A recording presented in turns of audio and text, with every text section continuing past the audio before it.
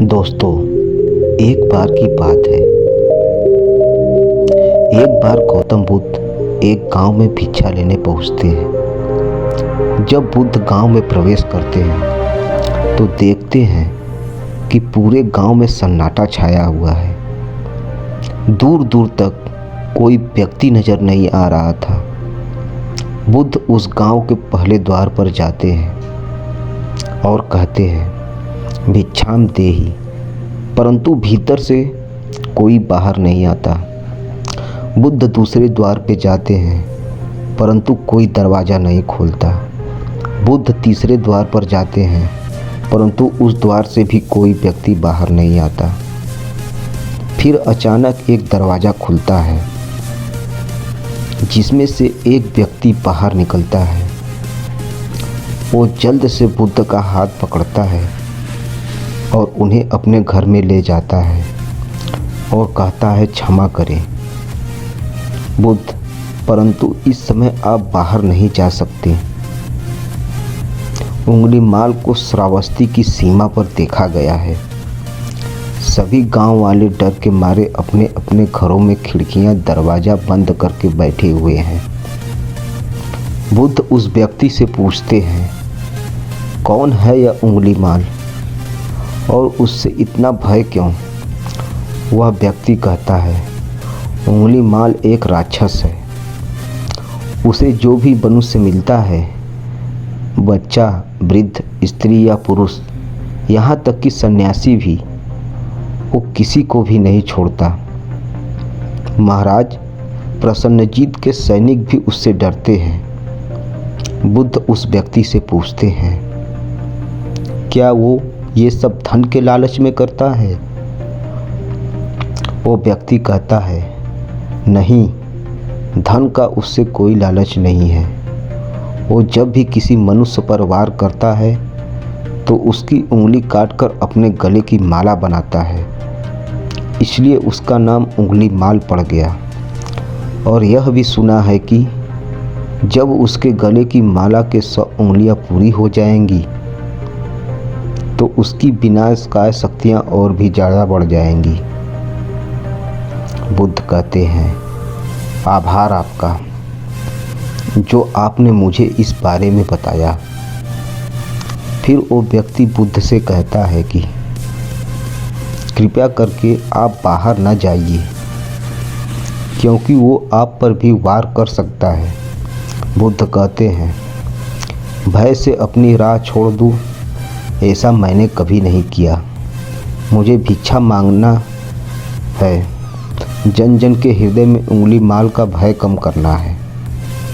फिर वो व्यक्ति कहता है, नहीं बुद्ध, आप मत जाइए, वो बहुत ही ज़्यादा खतरनाक है।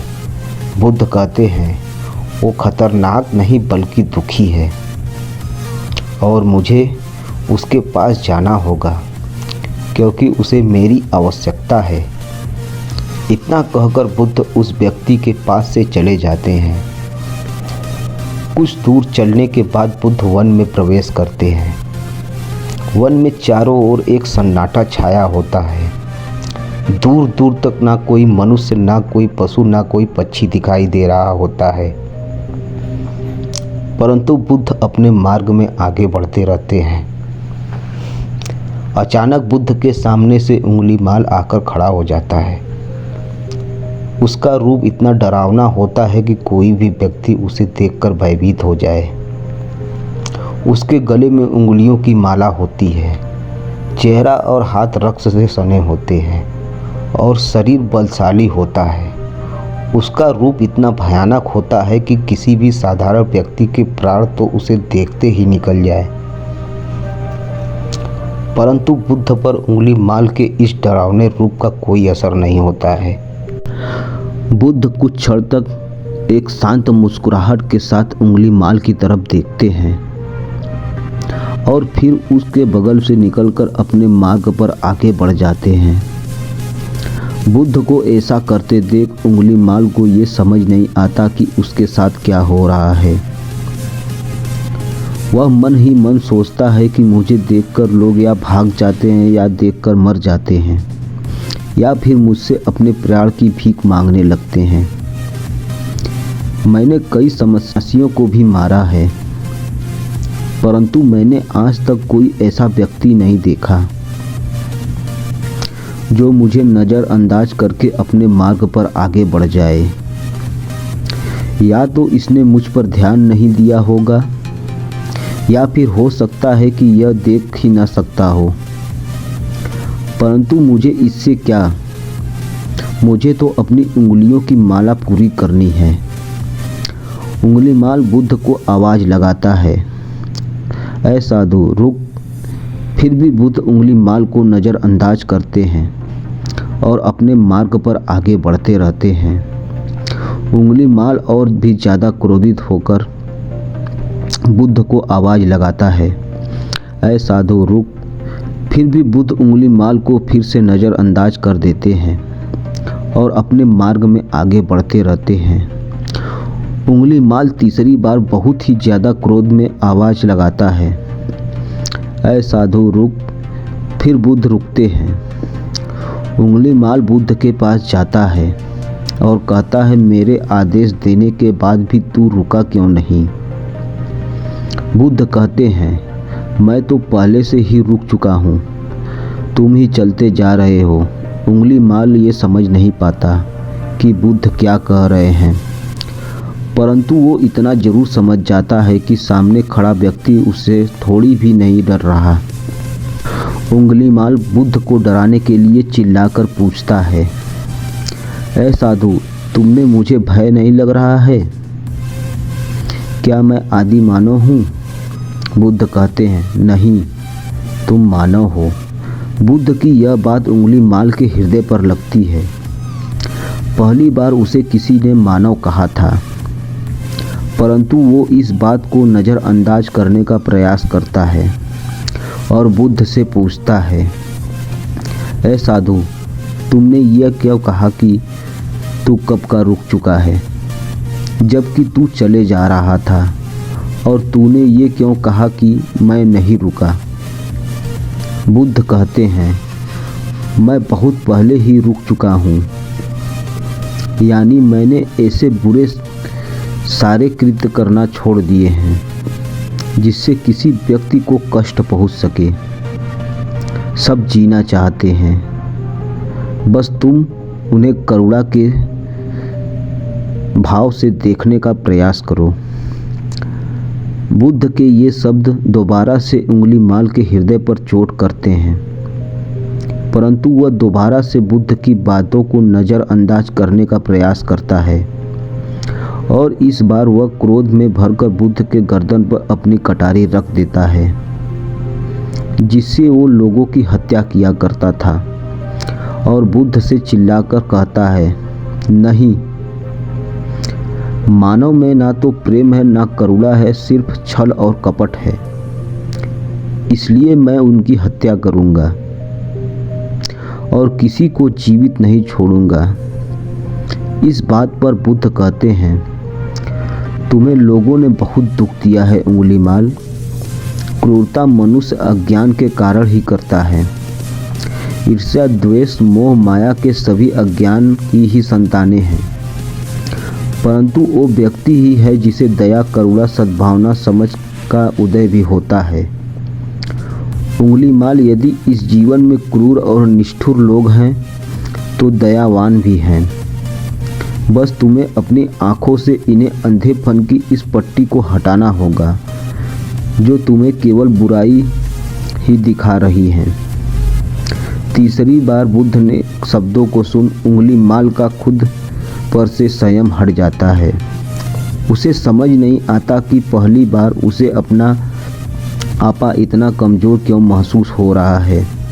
वह कोशिश तो करता है क्रोध करने की, परंतु कर नहीं पाता। वो बड़ी हिम्मत जुटाकर क्रोधित होने का नाटक कर के बुद्ध से कहता है, तुम और व्यक्तियों जैसे नहीं हो। बुद्ध कहते हैं, मैं हर व्यक्ति जैसा हूँ, बस जागृत हूँ। यह सिद्ध कर रहा हूँ कि हर व्यक्ति में जागने की क्षमता है। मेरा मार्ग क्रूरता को दया में परिवर्तन करता है। उंगलीमाल, तुम अनजाने में घृणा के पथ पर हो। बस इस क्षण रुक जाओ। तुम्हारे भीतर भी ये क्षमता है कि तुम दया और करुणा के पथ पर चल सको। इतना सुनते ही उंगलीमाल के हाथ से कटारी जमीन पर गिर जाती है और उसकी आंखों में आंसू बहने लगते हैं। भला कोई कब तक बुद्ध को अनदेखा करेगा। उंगलीमाल रोते हुए बुद्ध से पूछता है, क्या आप वही हैं जिन्हें बुद्ध कहते हैं, जो लोग को मुक्ति के मार्ग पर चलना सिखाते हैं? फिर बुद्ध कहते हैं कि हाँ, मैं वही हूँ और तुम्हें भी मुक्ति के मार्ग पर ले जाना चाहता हूँ। फिर उंगलीमाल कहता है, परंतु मैं अब तो बहुत दूर निकल गया हूँ। मैंने बहुत सारी हत्याएं करी हैं और बहुत सारे पाप करे हैं। मैं अब चाह कर भी वापस नहीं लौट सकता और मेरा वापस लौटना अब असंभव है। बुद्ध कहते हैं, असंभव कुछ भी नहीं, जब जागो तभी सवेरा।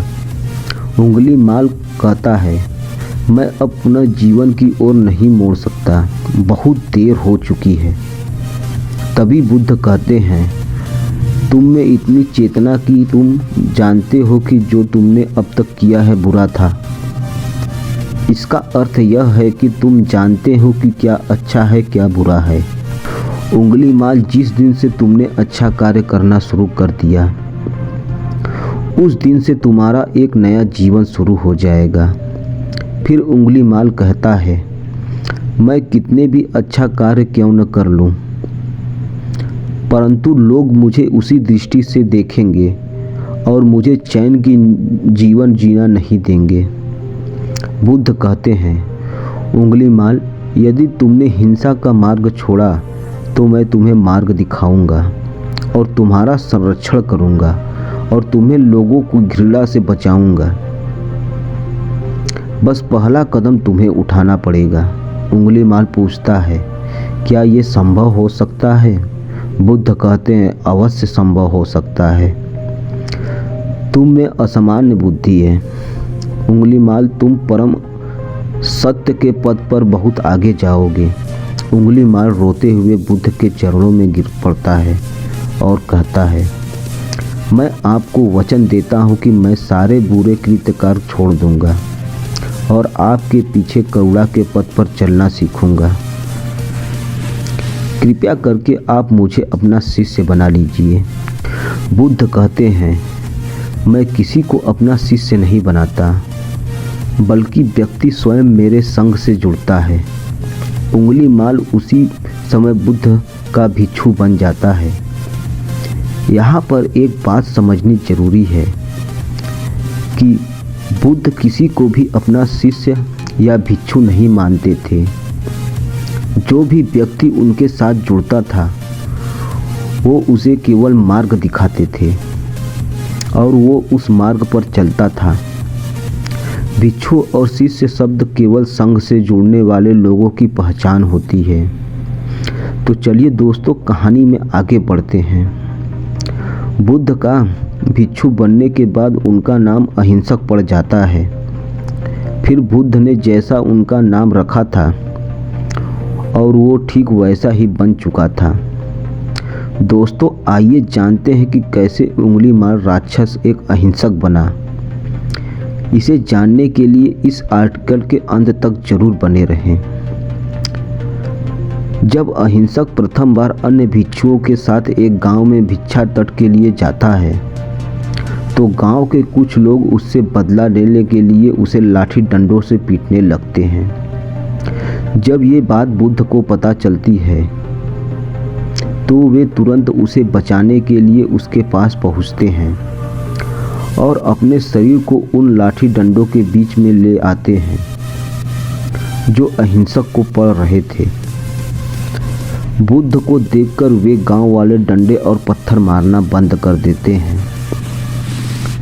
सभी लोग बुद्ध से कहते हैं, बुद्ध, क्यों आप इस हत्यारे उंगलीमाल की रक्षा कर रहे हैं?